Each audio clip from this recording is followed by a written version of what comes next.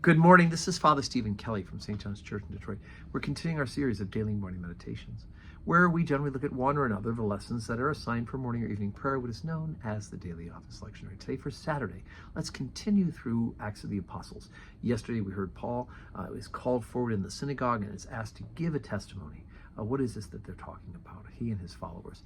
And he begins to lay down a little bit of the history of the people of Israel, talks about their being freed from slavery, their 40 years in the wilderness, that they established the land of Canaan by God's grace as the promised land of Canaanites, and that there are judges for 450 years, then Samuel the prophet, he anoints Saul, and then David, and ultimately David, the promise to David, ends up being Jesus Christ as his heir and his seed. Let's see where he picks up here. We're at chapter 13, verse 26. Men and brethren, children of the stock of Abraham, and whosoever among you feareth God, to you is the word of this salvation sent.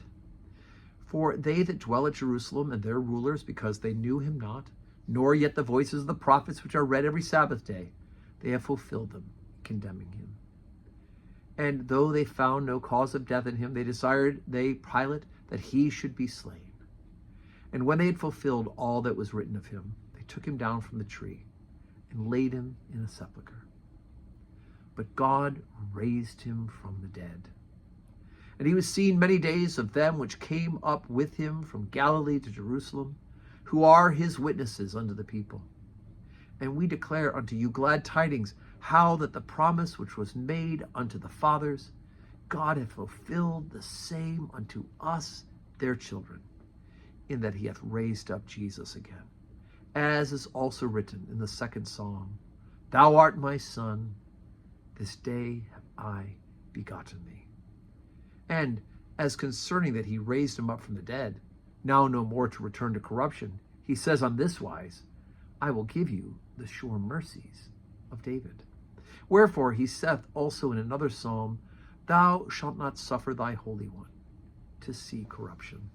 For David, after he had served his own generation by the will of God, fell on sleep, and was laid unto his fathers, and saw corruption.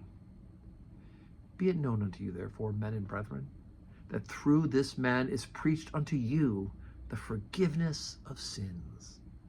And by him all that believe are justified from all things, from which ye could not be justified by the law of Moses.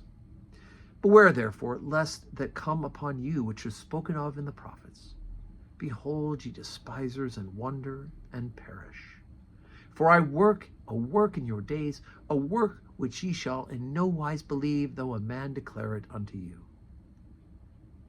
And when the Jews were gone out of the synagogue, the Gentiles besought that these words might be preached to them the next Sabbath. Now, when the congregation was broken up, many of the Jews and religious proselytes followed Paul and Barnabas, who, speaking to them, persuaded them to continue in the grace of God. So Paul and Barnabas are making some progress in bringing the gospel. Because they're curious, they've asked Paul to testify. That means they have some open hearts and open ears to what God may be doing. Boom, God is working in them. They're open to them, and they're receiving the word of God. So anyway, there it is. Today's Saturday.